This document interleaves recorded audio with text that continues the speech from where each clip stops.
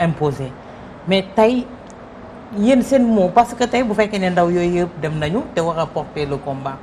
d'accord moi d'abord si mot bi nga utilisé immigration clandestine man je dis circulation irrégulière parce que le monde nous appartient nous les humains gisuñu fi ay extraterrestres yu wàcc on a le droit de circuler d'aller et venir maintenant comme il y a des règles si c'est irrégulière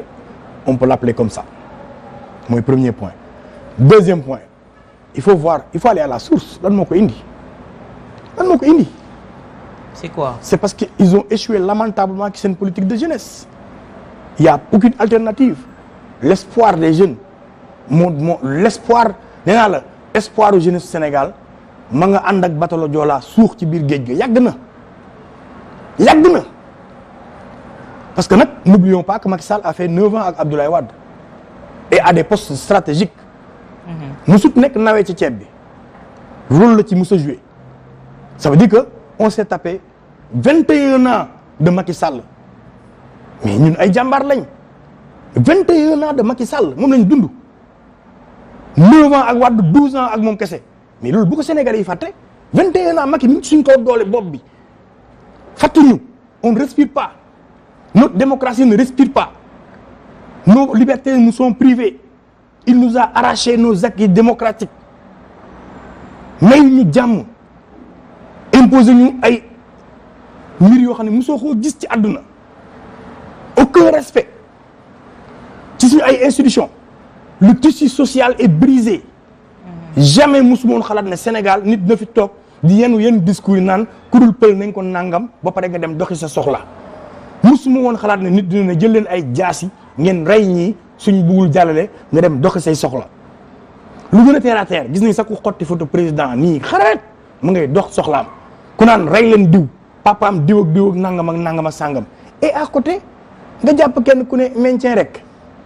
qu'est-ce que ça veut dire nga jàpp une maman qui s'appelle Amy Dia ne force spéciale la ñu ne déet waaye ngay jàpp ay journalistes maanaam délit de presse fi ñu toll nii ci réew en 2023 Sénégal am délit de presse délit d'opinion donc y a kon ñun lan lañ dese. mais absolument rien. Maintenant loolu mooy le premier facteur. ci immigration clandestine les Sénégalais sont fatigués amuñu on nous pompe l'air.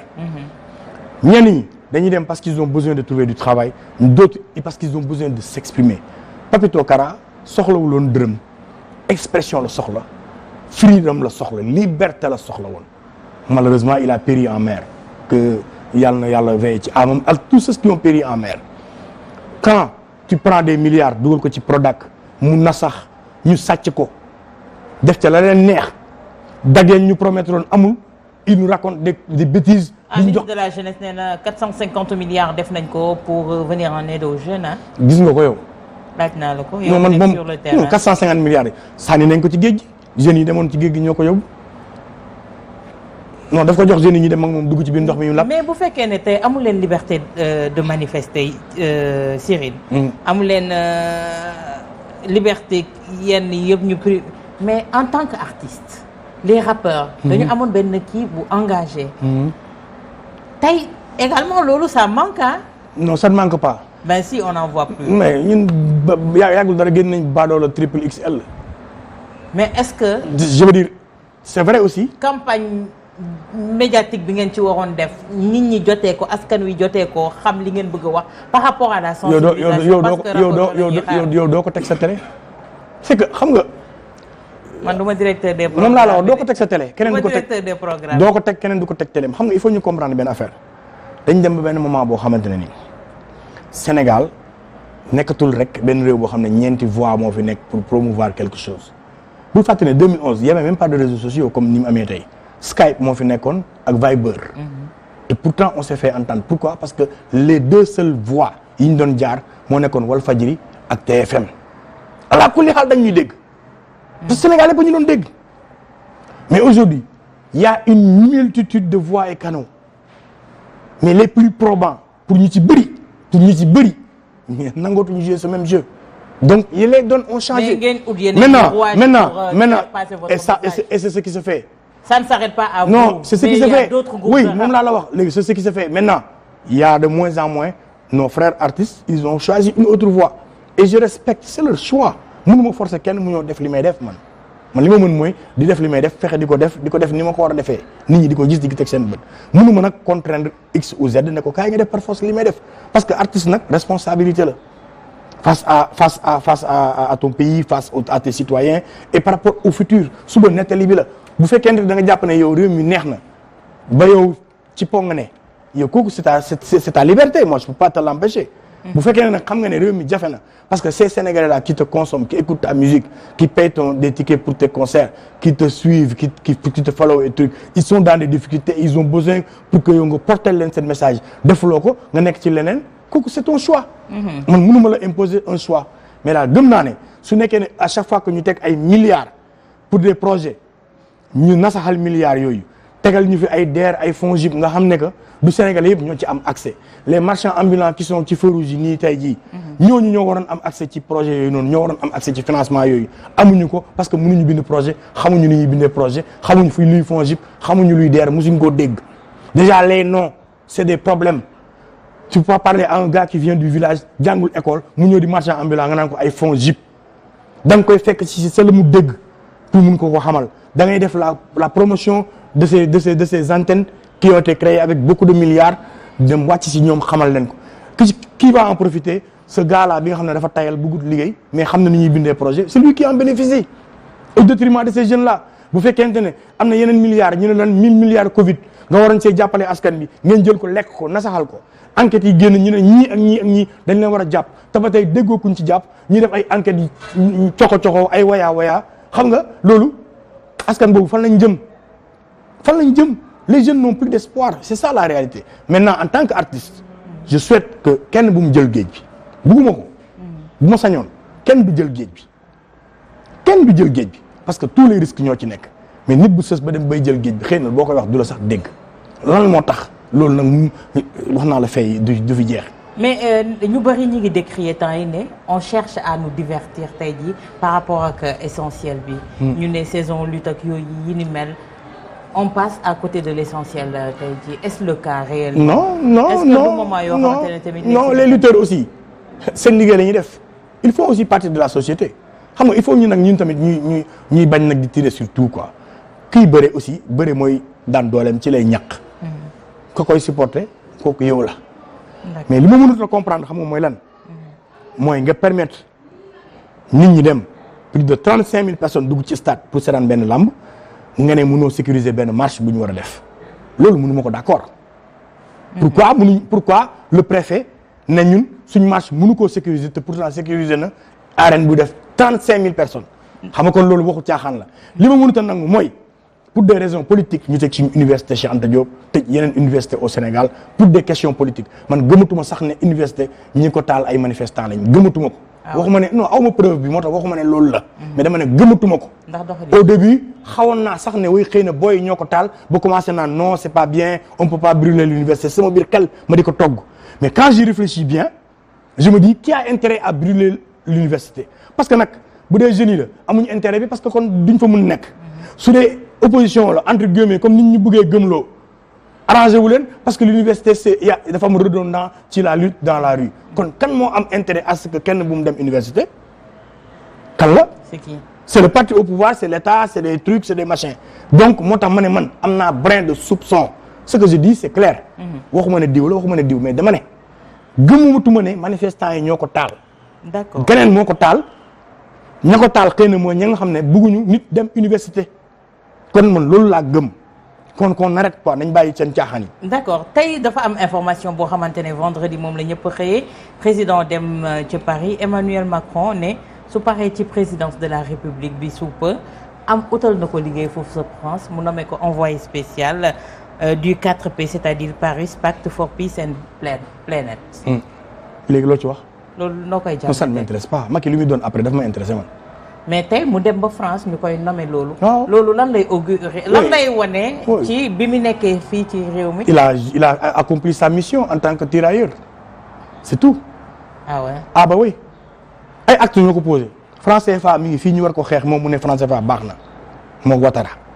ñoom ñoo ko wax. les entreprises françaises ñi ngi fii di yaataa yumbe ci réew mi nekk ci lu leen neex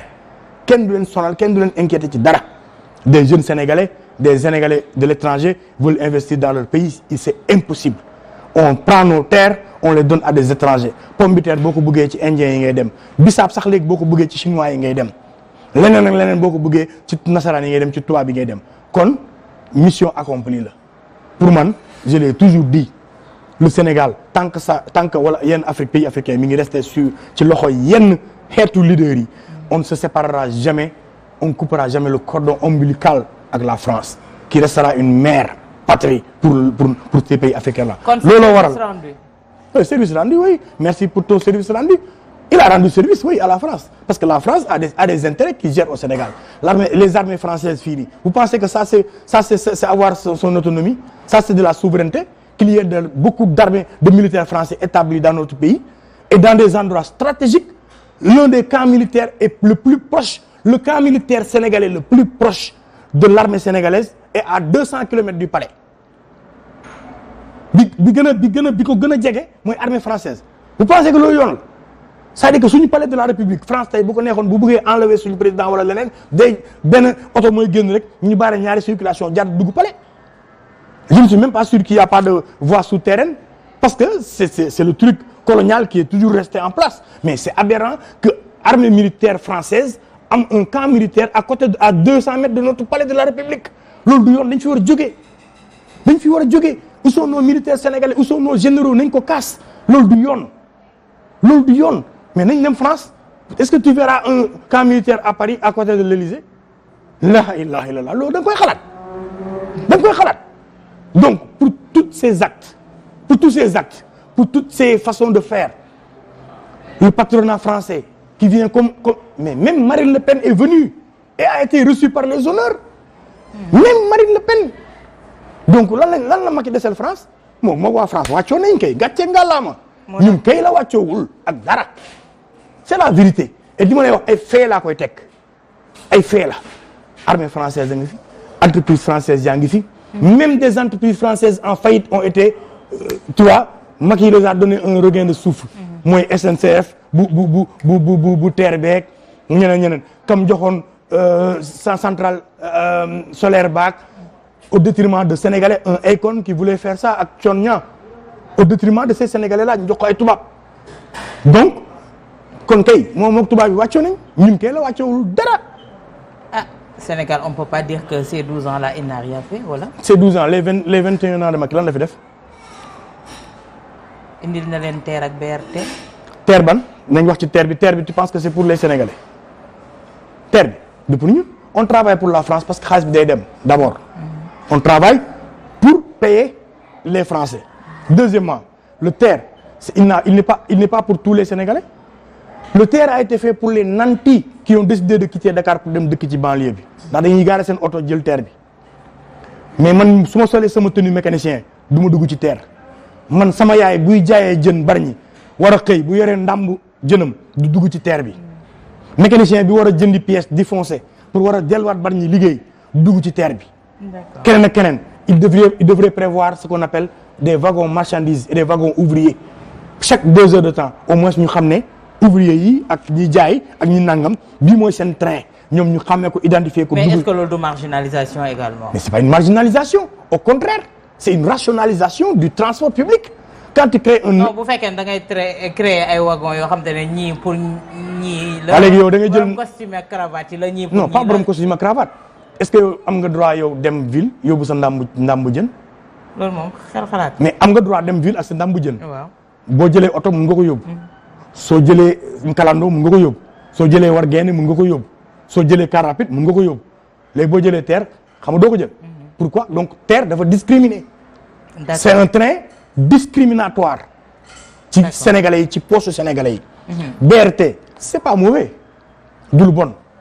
lu baax la. mais c'est un chantier qui nous coûte énormément et qui nous fatigue non au-delà de ñi ñuy liggéeyal di leen fay mais defoon sax tramway moo ma gën a loon man mais BRT bi fi mu jaar xotti Sénégal gi yëpp tali yi xat nañ nit ñi sonn on est fatigué projet bi mënoon na pare bu yàgg c'est un projet politique te loolu moo ñu sonnal instant bi mais je dis pas qu'il est mauvais en soi parce que jaar na ci ay koñ tout n'est pas mauvais je suis pas un nihiliste quand même mais on peut voir les manquements en tout cas seen test bi réussir ko ndax waa ji fiir na ay nit donc loolu mooy li am quoi. voilà. d'accord mais tey le dernier point pour ñu terminer moo di ne ces élections là inclusivité bi ñu ci bëgg apparemment mënuñu ci jub parce que Ousmane Sonko toujours en détention et tous les voies de recours tey jii ñu ngi leen koy neenalal est-ce que yow da ngay partager avis ñuy naan il n'y aura pas d'élection au Sénégal sans Ousmane Sonko. Macky moo bëgg loolu Macky moo bëgg nit ñi dem ne ah ok Ousmane Sonko du bokk kon élection bu mu am moom mu toogaat loolu la bëgg man loolu laa gëm. est-ce que yéen di ngeen. non dama lay wax man loolu laa gëm ne man loolu la bëgg parce que bëggul dem. mais est-ce que dinañ ko nangu. non loolu duñ ko nangu c'est que ñun dañ dul nangu bii duñ nangu bee ñun beneen option lañ ko indil. ban mooy ñëppay bokk te moom du bokk te élection day am on respectera le calendrier républicain Ousmane Sonko dinañ ko jox parrainage ah. ci lal seen pajaas tëdd di nelaw. non yow yaa gis lal pajaas yow yaa gis lal pajaas mais Sénégalais yi xam nañ Macky moom xam na ne nit ñi laluñ pajaas nit ñaa ngi dox li ñu war a dox te moom xam na ko et dans la légalité ñun damay leer ne leer doxuñ fi lenn lu dul dëgg taaluñ fi utuñ fi cocktail xeexuñu duñ ay terroristes yi ñu bëgg a jiiñ. waaw terroriste am na Sénégal. non c'est de la foutaise c'est-à-dire que ils ont désacralisé ce mot dafa doy waar le jour où il y aura de vrais terroristes kenn du ko gëm et tu penses que terroriste dina dem bombarder benn tata ci benn tali boo xam ne kenn gisu ko du photographe buy romb du borom portable bu nekk ci koñ bi bu ko gis du borom moto bu ko filmer du oto buy ñëw sens contraire du dara 10 minutes équipe ba ñëw taxaw délégation ba ñëw taxaw ñu ñëw police scientifique ñëwul kenn ñëwul dara ñu ne lii la alors que Sénégal il y a même pas un mois avant ça ils nous ont montré notre cellule antiterroriste ñuy entraîner avec les Français et les Israéliens seetaan ngeen ko kon ana cellule antiterroriste boobu noonu pourquoi ñooñu ñëwuñ ñu tegal ñu ay nañ bàyyi caaxaan waay terrorisme bu ñu ko ñaan Sénégal waay nañ bàyyi seen caaxaan te man s'il y a des gens yi ñu wooyee ay forces spéciales ak ay terroristes mooy ñi demoon commander ay armes te amuñ ci droit jël suñu